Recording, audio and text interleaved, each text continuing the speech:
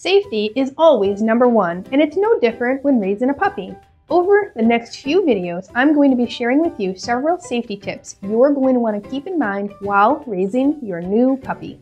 Or consider it a refresher course for those of you who have graduated from the puppy stage. Now, before we start, be sure to hit that thumbs up and let me know you're watching. And if you haven't done so already, be sure to hit that subscribe button so you can get notified when next week's video goes live. Michelle here with How to Train a Dream Dog.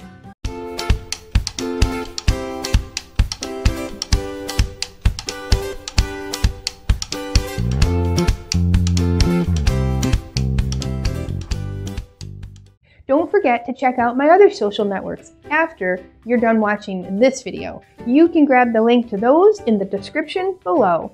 Now, I used to work at a vet's office and I saw so many injuries and surgeries and worried puppy owners. It's not that these puppy parents were bad or negligent, they were just uninformed or maybe slightly distracted, or maybe they just didn't have the right setup at home.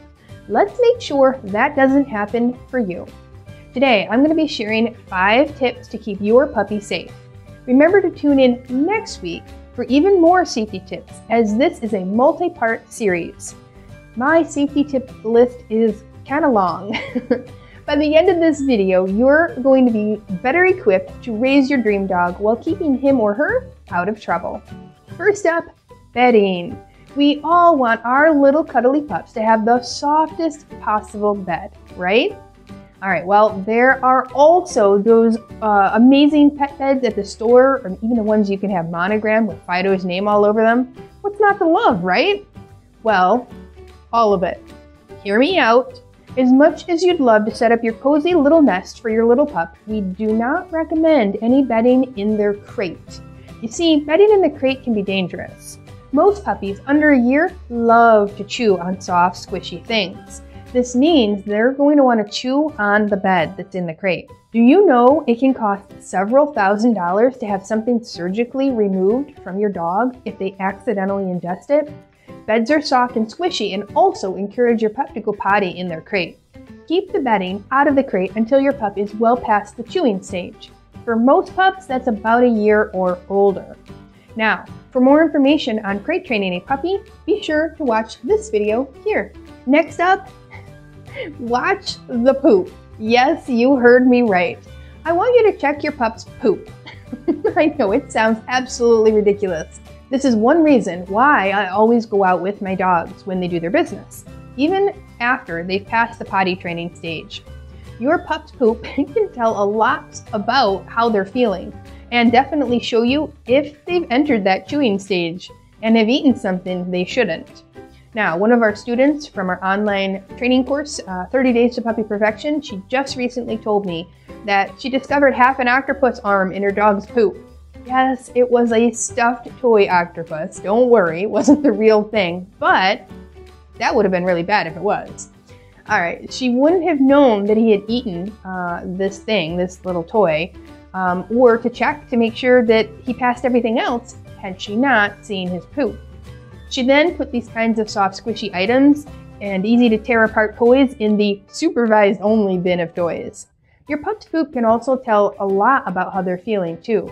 Loose stool may mean your pup has an upset tummy or they ate something they shouldn't have. It's always best to pick it up right after they go so that they don't form the habit of eating it too. All right, well, speaking of poop, if you need a little help potty training your puppy, be sure to check out this video here. Okay, next up, check the temps. No, not your body temperature, the temperature of the air and the pavement. Did you know that a puppy's natural temperature is warmer than ours? A dog's temperature runs between 101 to 102.5 degrees Fahrenheit. This means they are more susceptible to heat stroke than we are. Now, dogs can't control their temperature by sweating like humans can. They only have a few sweat glands on their paws. The best way they keep cool is by panting. Now, dogs can get heat stroke from being in the sun too long and playing for too long too. This is why we let our pups run and play for shorter periods of time, and then we need to give them breaks often. Pups don't realize that they need to stop running around and playing before they get overheated. This is why it is important for you to periodically stop the play and give them that break. You might absolutely love watching your puppy swim in the lake, and it looks like a lot of fun too, right? But dogs can't self-regulate, and they just don't know when to stop and when to come out of the water. Puppies, especially, are so excited to be doing all the fun things. They get overheated very easily though. Now this, combined with heat and not enough clean drinking water, this can be very dangerous for your puppy. So we've talked about heat, and I think you know what's coming next, the cold. All right, just because your puppy's temperature is a little warmer than ours, it doesn't mean that they can't get cold. Cold is one instance where I believe it is okay to put something on our pup to keep them a little bit warm. I'm not talking about dressing them up though. This is something we'll talk about in a moment. But a well-fitting sweater to keep your pup's core a little warmer might be what they need. Now, as with everything else, we don't want our pups unsupervised. We want to watch them closely for any chewing of their sweater. Now, I don't really recommend your pup wear clothes if they're going to be around other dogs. You see, dogs communicate with each other using their body language. If you've covered up your dog's body, another dog might not be able to read your dog's body language very well. This means there may be some mixed signals going on, and this puts the pups in a dangerous situation. Be cautious about clothing with other dogs around. Also, make sure your pups' pads of their feet are protected from the icy elements, and they don't get frostbite on the pads of their feet. You can protect your pup's pads by using a paw wax, like the one in the description below. Okay, next up, puppy vacuum cleaners. Did your ears perk up? Did you hope I had discovered the key to cleaning up all the dog fur? No, I'm not talking about household cleaning tools. I am talking about our puppies and how their mouths are more effective than vacuum cleaners.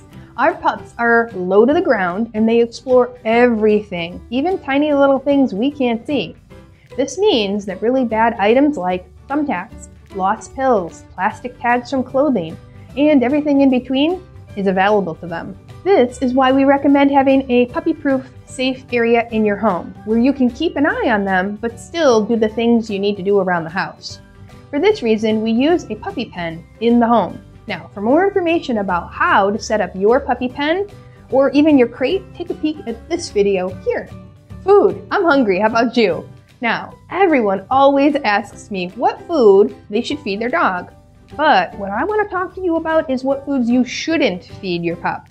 It's important to know what human foods are okay for pups and which ones you should avoid, and even which ones are toxic and can kill your dog. For example, we never want to allow our dogs to have grapes, onions, caffeine, chocolate, fruit pits, raisins, and sugar, just to name a few. For some super tasty ideas of things you can give your pup and put in their Kong to keep them busy and not chewing on your shoes, check out the Kong recipe video right here. There are some really good items on that list of things that you can give your dog to eat for treats. Now, on a side note, if you have a new puppy and you want to learn more about puppy training, such as potty training or crate training, and my top tips for being the best puppy owner possible, be sure to grab my free new puppy starter kit. The link is in the description below. And if you have a puppy that has some unwanted behaviors going on, like biting and jumping and barking, or any of the others, you may want to watch the free Better Puppy Behavior Workshop. I'll put the link to that in the description below. Now, before I share the last tip for this week's video, be sure to hit that subscribe button so you get notified when next week's video in this series comes out. I'm going to be sharing even more safety tips with you to keep your puppy safe. So your puppy has lots of energy, and you want to make sure you give them the right amount of physical and mental exercise. But we don't want to overdo it. Let's talk about growth plates for a minute. What are we talking about here? Like plates of the earth, dinnerware, or puppies? Who needs all that fancy talk, right? Growth plates. Now, growth plates are made up of cartilage that sits between where the long bones connect and allow the bones to grow long and strong. Puppies don't actually stop growing before a year, so this means we don't want to damage those growth plates. This means that if we ask too much of them or lots of repetitive motions, it can actually put too much strain on those growth plates. Now, if those growth plates get damaged as a puppy, they can have lifelong impact on your dog's health. This means you can't make them your running partner till they are over a year, and you need to limit their jumping to age-appropriate exercises. Now, for more information on how to safely tire out and exercise your puppy, be sure to watch this video here. And if you want even more puppy exercises to tire out your pup, both mentally and physically, be sure to watch the canine enrichment video I have here. Now, in the comments below, tell me which safety tip did you find most helpful.